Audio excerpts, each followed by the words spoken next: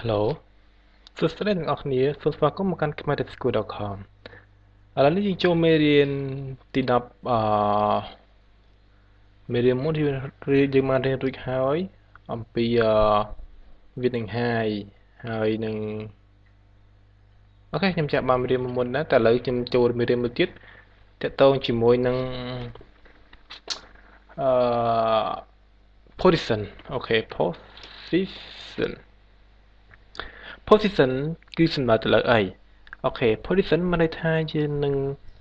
កំណត់ទីតាំងរបស់ element មួយតើវាជាទីតាំងដែលប្រៀបធៀប element ហ្នឹងទៅកាន់ browser ការប្រៀបធៀប element ហ្នឹងទៅកាន់ parent អូខេឥឡូវខ្ញុំចាប់ផ្ដើមជាមួយនឹងការបង្កើត index.html ហើយខ្ញុំបានបង្កើត div មួយដែលថា main អូខេឥឡូវខ្ញុំលុបនេះចោលសិនខ្ញុំបង្កើត div មួយមក main ហើយខ្ញុំបង្កើត div មួយទៀតនៅក្នុង div main ហ្នឹងថា id sub1 ហើយខ្ញុំទៅមើល cs ខ្ញុំដាក់ហើយវាជាលើខ្ញុំទៅបើកសិនខ្ញុំទៅរ៉ាន់វាសិននេះជារូបរាងរបស់ div ខាងក្រៅនេះហើយខាងក្នុងនេះគឺជា div ដែរប៉ុន្តែ div sub1 នេះ div sub1 ព្រោះ div sub1 នេះខ្ញុំដាក់ស dc sub of for testing position អូខេឥឡូវនេះខ្ញុំឃើញមាននេះហើយបន្តមកទៀតខ្ញុំរៀប position ខ្ញុំនឹងវាយ position អញ្ចឹងយើងចាប់យក id មិញមួយគេ sub1 ខ្ញុំសួរ background color សិនថាមាន effect អត់ខ្លាញ់អត់មាន effect តែបើសិនបានអត់ឡើងទៅ refresh អូខេមាន effect ខ្ញុំលុបចោលតមកទៀតខ្ញុំវាយ position តែម្ដង position អូខេ position គេប្រើដើម្បីអីគេប្រើដើម្បីកំណត់ទីតាំងរបស់វាពីឆ្វេងប្រមាណពី top ប្រមាណហើយនៅពេលដែលមាន position យើងក៏មានមួយដែរគេថា top left top right bottom ហើយនឹង left នៅពេលដែលយើងចង់វាយ top right bottom left អ្នកទាំងអស់គ្នាត្រូវតែមាន position ហើយ position មាន value វាចំនួន3 property value វាខ្ញុំបិទ comment សិនវាមានfixed មាន relative មាន absolute អូខេនេះមាន3នេះទេហើយយើងប្រើ fixed ដើម្បីអីយើងប្រើ relative ដើម្បីអីប្រើ absolute ដើម្បីអីការប្រើវាមាន3ប្រភេទហ្នឹងគឺខុសៗគ្នាម្ដងគឺអត់ដូចគ្នាទេអូខេនៅពេលដែលយើងប្រើ fixed ខ្ញុំដាក់ fixed សូមយើងប្រើ fixed ដើម្បីអីយើងប្រើ fixed នេះដើម្បីកំណត់ទីតាំងមួយរបស់ element sub នេះហើយវាក៏ compare ជាមួយនឹង browser នេះ document នេះអូខេឧទាហរណ៍ថាឥឡូវខ្ញុំទៅ refresh សិនអត់ប្រែប្រួលដូចធម្មតាអូខេខ្ញុំឥឡូវដាក់ background វាសិន background color វាមិញមក red ឲ្យស្រួលមើលពេលខ្ញុំ refresh red អូខេនេះ background វា fix បែរនៅទីតាំងបន្តមកទៀតខ្ញុំដាក់ top ខ្ញុំឲ្យ top វា 0px ឥឡូវពេលខ្ញុំ refresh top មកលើនេះហើយវិញមិនរត់ទៅលើដោយសារអីយើងប្រើ fix ហើយ fix ហ្នឹងគឺវាអត់ compare ជាមួយនឹង parent វាទេយើងមើល index របស់យើងមានន័យថា div នេះគឺមាន parent មួយវាគឺជា sub ទេវាមិនមែនជា parent ទេថាវាជា child នេះជា parent របស់វាមិនថា div នៅក្នុង div នេះអញ្ចឹង div នេះជា parent របស់វាហើយអញ្ចឹងវាអត់មានដល់ពេលដែលយើងប្រើ position fix ពេលយើងប្រើ position fix នេះគឺវាអត់ទៅ compare ជាមួយនឹង parent div ទេ main នេះទេដោយសារអីដោយសារយើងប្រើ fix ហ្នឹងគឺកំណត់ទីតាំងរបស់វាគឺ compare ជាមួយនឹង window នេះ document នេះអូខេវា compare ជាមួយនឹងហើយវា compare ដែរប៉ុន្តែលក្ខណៈពិសេសវាត្រង់ថានៅពេលដែលយើង scroll ចុះ scroll ឡើងយ៉ាងណាក៏វានៅកន្លែងហ្នឹងដែរឧទាហរណ៍ថាខ្ញុំចូលដល់នេះខ្ញុំ copy ជាមួយ copy នេះដាក់នេះច្រើនអូខេ ខ្ញុំ break line ពី line មកតែខ្ញុំ copy វាជាមួយការប្រែប្រួលមិន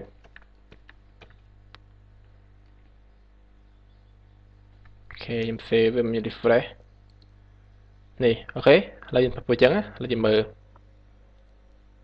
ណាឃើញថានេះ AD 3នេះឃើញវាប្រែប្រួលទេវាប្រែប្រួលទៅណាដោយសារអីឥឡូវយើងមើល scroll អូខេនេះជាការប្រើ fake ហើយ position fake ហ្នឹងគឺយើងពេលដែលយើងចង់ compare វាជាមួយនឹង document ជាមួយនឹង window ហ្នឹងហើយទីតាំងរបស់វាយ៉ាងណាក៏នៅនឹងណាទោះបីខំ scroll ទៅក្រោមនៅលើណាក៏ដោយទីតាំងគឺនៅលើជាប់នឹង window top តែម្ដងឧទាហរណ៍ខ្ញុំឲ្យ top ហ្នឹង30ចុះឥឡូវចាំមើលវាទៅណាមិនតិចទេតាមនេះតែដល់ពេល scroll ទីតាំងវាមិនចឹងអូខេវាកែប្រែទៅដែរនេះជាការប្រើ position fix បានថាយើងកំណត់ទីតាំងវាគឺនៅកន្លែងហ្នឹងគឺកន្លែងហ្នឹងហើយទោះបីជា scroll ទៅណាក៏ដោយក៏វា scroll តាមដែរគឺតាំងនៅក្នុង window ប៉ុណ្ណឹងទៅ resign មិនក៏ដោយក៏នៅប៉ុណ្ណឹងដែរអូខេដាច់ខាតតែម្ដងបើទៅណាទេ fix គឺគេប្រើវាដើម្បីអ្វីអញ្ចឹងខ្ញុំបញ្ជាក់ម្ដងទៀតគេប្រើវាដើម្បី compare ជាមួយ window នេះ document នេះហើយទីតាំងរបស់វាគឺកំណត់ធៀបជាមួយនឹង game នេះ game window នេះ game document ហ្នឹងហើយទីតាំងវាគឺទោះបីយើង scroll ដាក់ text ច្រើនយ៉ាងណាក៏ដោយគឺវាលុបលើទាំងអស់ content ទាំងអស់ហើយទីតាំងនោះដែរ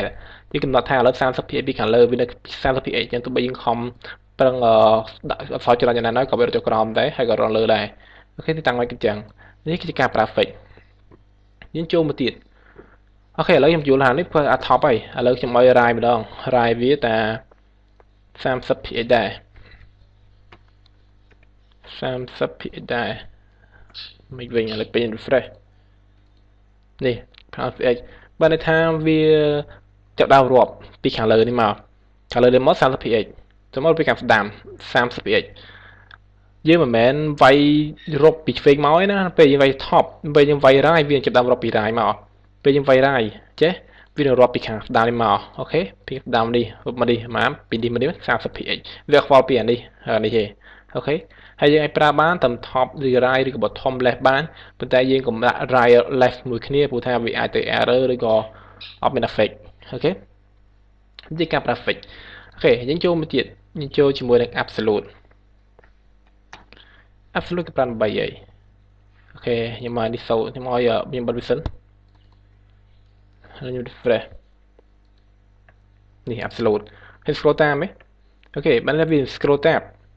ប៉ុន្តែទៅវិញ absolute វានៅក្នុង div ជាមើលថានៅក្នុង index នេះ sub នោះវានៅក្នុង div អូខេ index ហ្នឹង sub នេះវានៅក្នុង div អញ្ចឹងដល់ពេលដែលយើងវាយអក្សរចូលវាក្នុង div ដែរហើយចាំមើលនៅពេលដែលខ្ញុំកំណត់តាំងវាអូខេកំណត់តាំងវា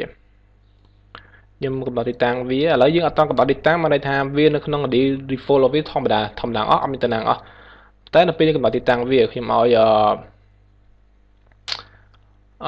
ខ្ញុំឲ្យ top 50px ខ្ញុំ refresh ហើយចាំមើលទីតាំងនេះខ្ញុំ refresh របស់ក្រោម 50px គឺវា compare ជាមួយអាណាហើយចាំមើលទីតាំងវាមិននៅខាងលើនេះដល់ពេល 50px វារត់ចក្រោមបន្តិចគេតែទំហំនេះមិនសម 50px ទេ 50px គឺវា compare ជាមួយនឹងនេះ game នេះ document នេះ game document នេះខាងលើនេះណាដូចមិនអញ្ចឹងមិនក៏ compare ជាមួយនឹងដែរប៉ុន្តែដល់ពេលយើងអត់បើយើងដាក់ absolute ហើយយើងអត់ដាក់ top bottom វាទេវានឹង compare ជាមួយនេះចំរាល់ការប្រើ margin អីក៏ដោយក៏វា compare ជាមួយនេះដែរវាអត់ compare ជាមួយនឹង parent វាទេវាដូចមិនអញ្ចឹងដូច perfect អញ្ចឹងប៉ុន្តែនៅពេលយើង scroll វានឹងរត់ទៅតាម content ឬក៏ parent វាដោយសារអីដោយសារយើងអត់ប្រើ fix បើយើងប្រើ fix គឺវាអត់រត់ទេមិនថាវាឯករាជ្យវាជារបស់ Windows តែនៅពេលយើងប្រើ absolute វាជារបស់ parent ប៉ុន្តែនៅពេលដែលយើងកំណត់ទីតាំងឬក៏កម្រិតពីខាងលើខាងឆ្វេងខាងក្រោមស្ដាំអីគឺយើងកំណត់វាធៀបជាមួយនឹង browser ធៀបជាមួយ document អូខេអត់ធៀបជាមួយនឹង parent វានេះទេអូខេនេះជាការប្រើ absolute អូខេអ្នកទាំងអស់យល់នៅអញ្ចឹង fix គឺប្រើ setting absolute fix ហើយនិង absolute គឺគេប្រើដូចគ្នាគឺគេប្រើវាដើម្បីធៀបជាមួយនឹងgame document ហើយ window នេះប៉ុន្តែ fix គឺនៅពេលដែលយើង scroll ឡើងគឺវាអត់មានរត់ទៅតាម scroll ទេអត់រត់តាម content ទេតែដល់ពេល absolute វារត់តាម content អូខេតែបើយើងអត់ដាក់តម្លៃវាឧទាហរណ៍ខ្ញុំអត់ដាក់តម្លៃវាទេខ្ញុំឲ្យតម្លៃវាទៅទេឡអញ្ចឹង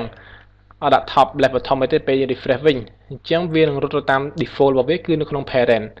អូខេតែដល់ពេលយើងចាប់ដាក់ top bottom វានឹងរត់ធៀបជាមួយនឹង game document នេះជាប្រើ absolute អូខេឥឡូវយើងចូលមួយទៀតទាក់ទង relative គឺជា default របស់វា relative នេះបានន័យថាយើងមិនចង់ប្រើនេះក៏បានដែរនៅពេលដែលយើងប្រើ relative វានឹង compare សាប់នេះវានឹង compare ជាមួយ parent របស់វាអត់ compare ជាមួយ document ទេវានៅក្នុងកន្លែងណាវាត្រូវទៅសួរកន្លែងហ្នឹងសិនវាមិនអាចទៅ compare មួយនេះបានទេឧទាហរណ៍ថាខ្ញុំឲ្យ top 50px អូខេមិញហ្នឹងយើង refresh អូខេចាំវាខុសពីនេះមិនថាវាមិន compare ជាមួយ game ទេបើមិន compare បែបវាធំនេះទេតែដល់ពេលយើង compare 10px 50px វារត់លើនេះអូខេវា compare ជាមួយនេះហើយអាក្រោមនេះហើយវាអត់ខ្វល់ជាមួយ content ផ្សេងៗនៅខណៈវាខ្វល់ទេវាខ្វល់ថានេះដល់ពេលដាក់ compare relative មកវាធំនេះហើយវារត់ដល់ធំនេះម្ដងអូខេនេះជាការប្រើ relative ហើយវាខ្វល់វានឹងលុបទៅលើ content ផ្សេងៗទៀតវាដឹងថាកំណត់ពី game របស់ current នេះហើយទីតាំងរបស់វាគឺ 50px ខ្ញុំរត់ដំណងម្ដងអូខេអញ្ចឹងនេះជាការប្រើរវាង fake relative absolute ឧទាហរណ៍អ្នកទាំងអស់នេះចូល website មួយដែលគេប្រើគេប្រើគេថា website គេធម្មតាអញ្ចឹងបន្ទាប់មកគេដាក់ប៊ូតុងនេះមួយគេនេះនៅគេនេះឬមួយក៏នៅគេនេះហើយគេថា go top គេថាគេ scroll វែងឆ្ងាយអញ្ចឹងប៊ូតុងដដែលហើយឲ្យទៅណាអស់ដដែលហើយពេល click មកវាឡើងលើវិញហើយដូចអ្នកខ្លះដាក់ banner នៅគេនេះអញ្ចឹងដល់ពេល scroll យ៉ាងណាក៏ដោយនៅរឿងដដែលអូខេហ្នឹងគេហៅប្រើ fake នេះហើយគឺជាការប្រើ position property អូខេអញ្ចឹងមេរៀនហ្នឹងគឺតែប៉ុណ្្នឹងទេបើសិនមានចម្ងល់ហ្នឹងយើងអាចធ្វើការសួរថែមទៀតមកតែខ្ញុំបង្ហាញថែមធ្វើជាសំណួរអាច share ជារណៈ Facebook ខ្ញុំក៏បានដែរឬក៏ផ្ញើជា Facebook មកក៏បានឬក៏ call សួរក៏បានដែរបាទអូខេតែបើសិនជា call ខ្ញុំសូម internet បើសិនជា Facebook ប្រហែលជាអាចពេល internet ខ្ញុំអាច reply បានបាទសូមអរគុណបាយបាយ